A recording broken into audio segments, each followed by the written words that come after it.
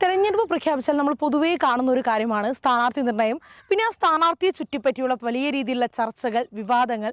അപ്പോൾ ഡോക്ടർ വർഗീസ് ജോർജിന്റെ സ്ഥാനാർത്ഥി നിർണയവും അതുമായി ബന്ധപ്പെട്ടുള്ള ഒരു ചർച്ചയും അങ്ങനെ വഴിതിരിഞ്ഞു പോയിട്ടുണ്ടോ? ഇല്ല, അങ്ങനെ എനിക്ക് തോന്നുന്നില്ല. കാര്യം NDA സംബന്ധിച്ചിടത്തോളം അങ്ങനത്തെ ഒരു മറ്റു പാർട്ടികളിൽ കാണുന്ന രീതിയിലുള്ള ഒരു വഴക്കോ അങ്ങനെയുള്ള ഉണ്ടായിട്ടില്ല. പിന്നെ ചർച്ചകളുണ്ടാവും പാർട്ടികളിൽ. കാര്യം വെച്ചാൽ പല സീറ്റുകളും എസ്പെഷ്യലി 2020 എന്ന് പറഞ്ഞൊരു പാർട്ടി ഇപ്പോൾ പുതിയതായിട്ട് NDAയിൽ ചേർന്നിരിക്കുന്നതാണ്. അപ്പോൾ അവർക്ക് നേരത്തെ ആ പറയുന്ന പാർട്ടിയിൽ ഒരു സ്ഥാനമുണ്ടായിരുന്നില്ല. ഞാൻ പറയും 140 മണ്ഡലങ്ങളിൽ സ്ഥാനമുണ്ടായിരുന്നില്ല. അപ്പോൾ ഒരു ഘടകകക്ഷി വരുമ്പോൾ ആ 140 മണ്ഡലങ്ങളിൽ നിന്ന് വേണം കുറച്ച് മണ്ഡലങ്ങൾ തരാനായിട്ട്. അപ്പോൾ ഒബ്വിയസ്ലി ചർച്ചയുണ്ടാവും. വേറെ ആരെങ്കിലും മത്സരിച്ചിരുന്ന സ്ഥലങ്ങളായിരിക്കുമല്ലോ. അപ്പോൾ അത് ചർച്ചയിൽ കൂടെ എനിക്ക് തോന്നുന്നു വളരെ അത് ഒന്നും ഇതായിരുന്നില്ല, അതിൻ്റെ ഒരു കൺഫ്യൂഷൻ വന്നിട്ടുണ്ടായിട്ട് എനിക്ക് അറിയുന്നില്ല. സാർ, ഉമ്മൻചാണ്ടിയുടെ മരുമകൻ എന്നുള്ള ഒരു ലേബൽ ഉണ്ടല്ലോ, അത് ശരിക്കും ഗുണമാണോ അല്ലെങ്കിൽ ദോഷമായിട്ടാണോ ബാധിച്ചിരിക്കുന്നത്?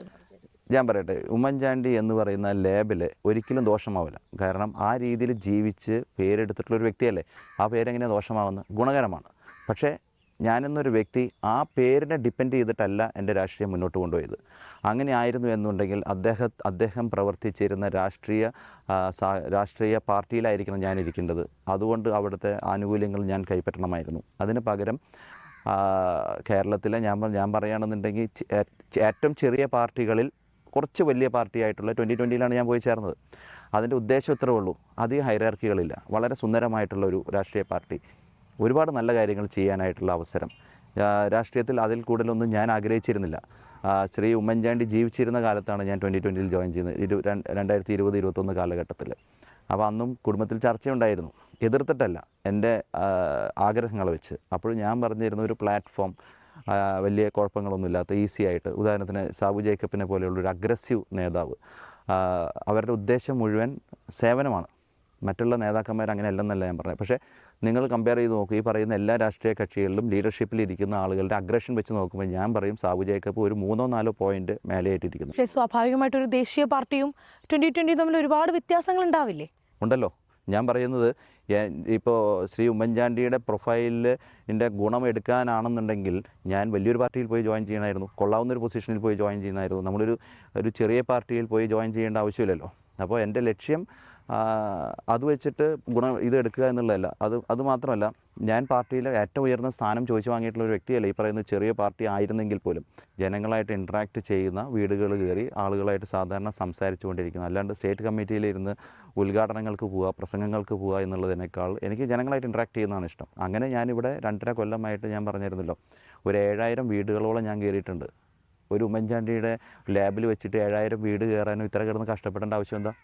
അപ്പോൾ അതോടൊപ്പം തന്നെ ഉള്ളൊരു ചോദ്യമാണ്, ഇപ്പം നേരത്തെ ചോദിച്ചതുപോലെ കോൺഗ്രസുമായിട്ട് അത്രയും ബന്ധമുള്ള ഒരു കുടുംബത്തിൽ നിന്നാണ് വരുന്നത്. അപ്പം ശരിക്കും പറഞ്ഞു കഴിഞ്ഞാൽ കോൺഗ്രസ്സിൽ താങ്കൾക്ക് ഇഷ്ടമല്ലാത്ത കുറച്ച് കാര്യങ്ങൾ എന്താണ്, അല്ലെങ്കിൽ അതിലോട്ട് അട്രാക്റ്റഡ് ആവാതിരിക്കാനുള്ള കുറച്ച് കാരണങ്ങൾ എന്തൊക്കെയാണ്?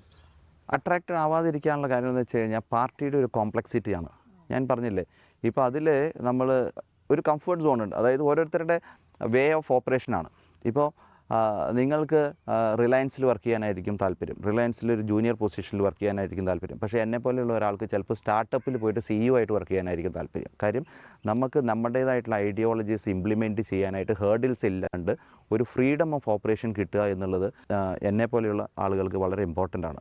റെസ്ട്രിക്റ്റഡ് എൻവയോൺമെൻറ്റിൽ വർക്ക് ചെയ്യുന്നതിനേക്കാളും ഒരു ഓപ്പൺ ഏരിയയിൽ നിങ്ങൾക്ക് നിങ്ങളുടെ ഫ്രീഡം അനുസരിച്ച് കാര്യങ്ങൾ ചെയ്യാം. അതിൽ ശരിയോ തെറ്റോ എന്നുള്ളത് മാത്രം നോക്കുക. പക്ഷേ you have the freedom to operate.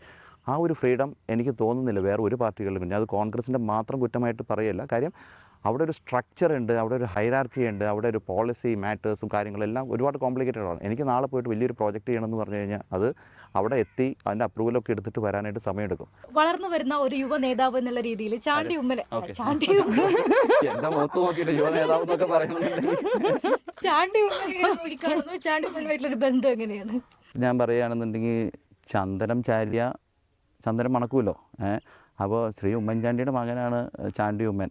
അതിൻ്റെ ഒരു 5% കാലിബ്രെങ്കിലും ചാണ്ടി ഉമ്മൻ ഉണ്ടെന്നുണ്ടെങ്കിൽ എനിക്ക് തോന്നുന്നു കോൺഗ്രസിലെ ഏറ്റവും നല്ല നേതാവായിട്ട് ചാണ്ടി വരും. അപ്പോൾ വീട്ടിൽ രാഷ്ട്രീയ ചർച്ചകൾ ഉണ്ടാവുന്നുണ്ടോ, അതോ അഭിപ്രായ വ്യത്യാസങ്ങളും? ഞാൻ പറയട്ടെ, എൻ്റെ വീട്ടിൽ ഞങ്ങൾ 3 പേരും കൂടി ഇരുന്നിട്ട് രാഷ്ട്രീയ ചർച്ച നടത്തിയിട്ട് കേരളത്തിൽ എന്ത് മാറ്റം ഉണ്ടാവാനാ? മനസ്സിലായോ? അഭിപ്രായങ്ങളോ ഇതൊന്നും പറഞ്ഞിട്ടൊരു കാര്യമില്ല. അപ്പം ഉണ്ടായിരുന്ന സമയത്ത് പോലും ഞാൻ രാഷ്ട്രീയത്തിൽ പല കാര്യങ്ങളും അദ്ദേഹത്തിൻ്റെ അടുത്ത് ചോദിക്കാറുണ്ട്. അറിയാനായിട്ട് ചോദിക്കുക എന്നുള്ള, അല്ലാണ്ട് ചോദ്യം ചെയ്യുക എന്നുള്ളതല്ല. പക്ഷേ അതിനൊക്കെ രസകരമായിട്ട് തമാശയിൽ കൂടെ ഞങ്ങൾ സംസാരിച്ച് മാറുക എന്നുള്ള അല്ലാതെ ആ ചെയ്തു തെറ്റായിപ്പോയി, ഈ ഫയലിൽ ഒപ്പിട്ടത് തെറ്റായിപ്പോയി, ഭരണം പോകുമ്പോൾ ഇങ്ങനെ ചെയ്യാമോ എന്നുള്ളൊരു ചോദ്യോത്തര ഇതൊന്നും ഞങ്ങളുടെ കുടുംബത്തിലില്ല. അങ്ങനെ ഉണ്ടാകരുത് എന്നുള്ളതാണ് ഞാൻ പറയുക.